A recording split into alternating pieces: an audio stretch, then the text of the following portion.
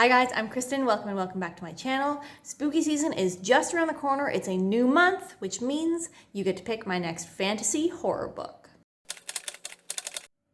So I thought for October we would embrace the vibes. I'm not really a horror book reader or thriller or suspense or whatever, but I thought we would dip my toes into some horror elements or like dark, creepy, eerie vibes in general with a more fantasy horror kind of a book. Now, not all of these are like expressly fantasy horror. I do think that that's like a tough genre combo in that there's not a ton of it, and two, like I am a little bit of a scaredy pants, so there were some like fantasy horror books that I found while researching ideas for this that I thought were probably a little bit too gruesome and out there for me. But the idea is to embrace that like dark, spooky, maybe it pushes the horror buttons like a little bit more for me. We shall see. I've got 5 options here for you to pick from. As always, let me know if any of these are a particularly good audiobook, and you can vote down below by putting the title of the book or just an emoji that I will give you for each book option. So let's jump into it with our first option here, and that is Small Favors by Aaron A. Craig. This is a historical fantasy-esque horror, and it is set in a small, isolated village that is surrounded by this like dark, creepy woods that the town people are not allowed to even enter. Now, I've heard that it has like a really slow build. It has that feeling of like something's not quite right, where bit by bit things start happening within the village that like each one on its own isn't crazy, but as they continue to progress, it like builds and builds and builds into this creepy, eerie thing. And there's like a big shift when stuff like really starts to be very obviously not going well. I've heard it's very unsettling. I've heard it's very like creatures in the woods kind of vibe. I have heard that it does a pretty good job of like both dark, eerie, creepy, unsettling vibes, as well as like a good, gripping, suspenseful story that keeps you kind of like wondering of like what's going on, like something isn't right here. So that is Small Favors.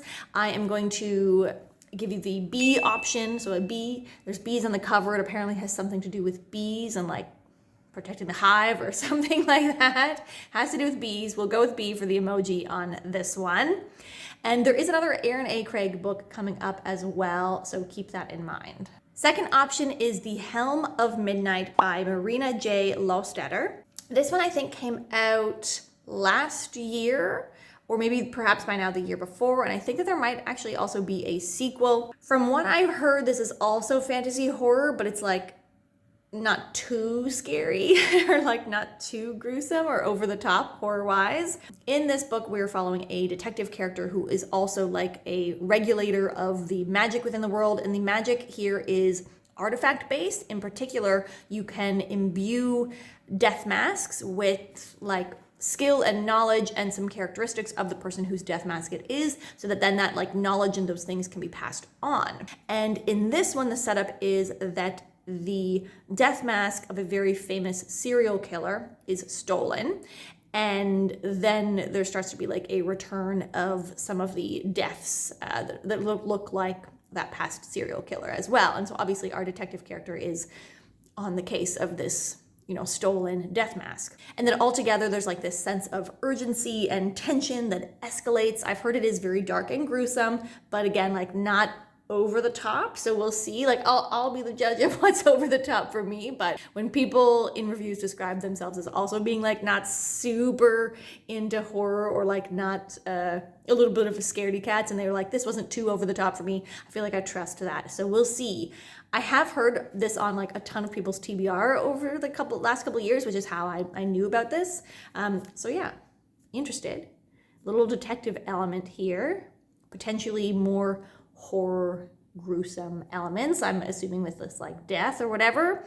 But sounds good. I thought we would go with a mask. So there's like a variety of mask options. You can do the face mask emoji. You could do the theater masks, whatever. A mask, type it in, put down a mask down below, and we'll go with that for The Helm of Midnight. Then we have for option number 3, it's our second Aaron A. Craig book. So it seems like Aaron A. Craig maybe does the like creepy, dark, atmospheric fantasy. So that would be good. Now this one, it was her debut, and that's The House of Salt and Sorrows. I do think that this is YA, or I know that this is YA. And I also think that there's apparently, like, even though this was published a few years ago, or a handful of years ago, there's also a sequel apparently coming out this year as well.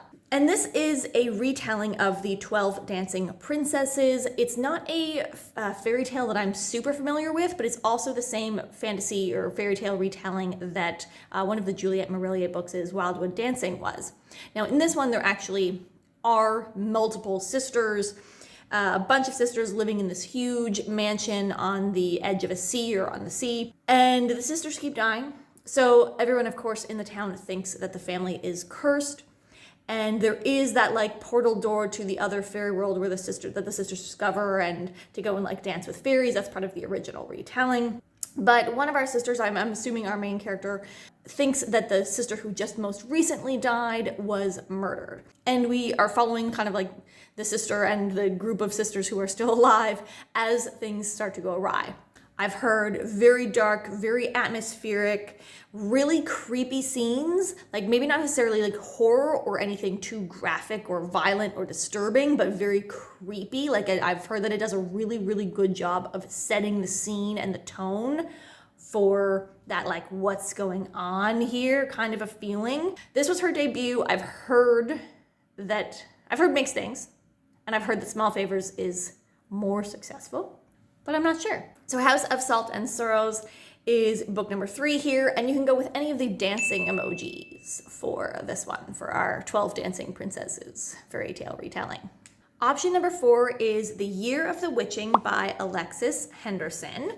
Now it is set in an alternate world, but it apparently is a little bit of a take, like a horror take on Salem witch trial, kind of inspired. This one is set in like a small town, kind of puritanical vibes, where the religious leader here is called like the prophet. And we have a main character who, because of sort of like the situation of her birth, and she's a woman of color, she's sort of like already ostracized by the town because of that. And then because of the situation of her birth, she is kind of viewed with suspicion by the townspeople. There is a dark forest around the town, another like dark, eerie. I feel like that's so like kind of like creepy vibes, is like small town, dark forest. Just like the perfect setup for a dark atmospheric book. And this one, so the dark forest has like this like dark magic. Stuff starts going poorly in the town, like kind of plague-like stuff goes on in the town. And of course, because of the suspicion already on her, we can see where this is going for both her as well as other women in the town. Things are like keywords that I heard was like really good horror setting with some graphic scenes, really disturbing, creepy, unsettling vibes. But again, I heard this was like not too graphic or not too crazy. Like, will leave you unsettled, possibly sleep affected, but not too crazy, not too out there. I generally have heard really good things about this. People really, really like this book. So I thought it was a good option here, especially with like the witch kind of component, or like the Salem kind of vibes as well. Feels like really October. I can go with the female mage or the witch emoji here on this one. You could also do like a broomstick or the magic wand, whatever you're feeling, one of those things, witchy vibes for the emoji on this one.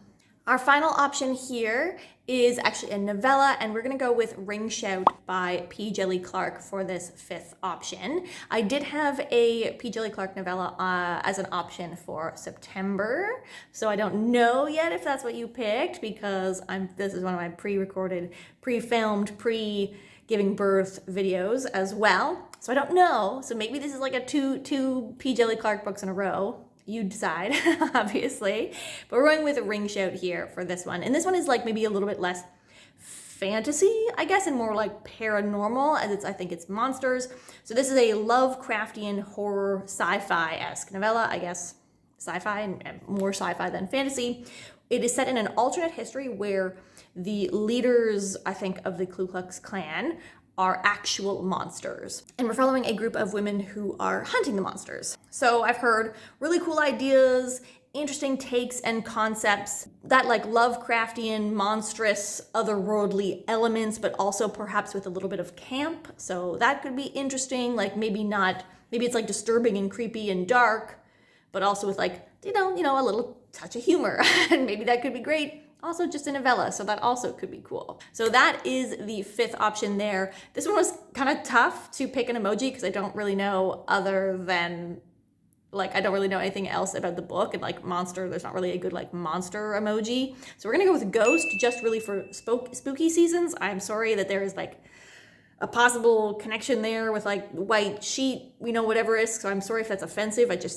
I had no idea what to go with on emoji on this one. We're just gonna go with a ghost, and it's because of spooky season and not for any other reasons. Okay, so those are the 5 options for the Pick My Next fantasy, horror, dark, creepy vibes for the month of October. I'm just gonna run through the titles and the emoji once more here for you. So the options once more are Small Favors with the bee emoji, the Helm of Midnight with a mask themed emoji, House of Salt and Sorrows with the dancing emoji, any dancing emoji, the Year of the Witching with a witch or the broomstick or the wand, and then finally Ring Shout with a ghost.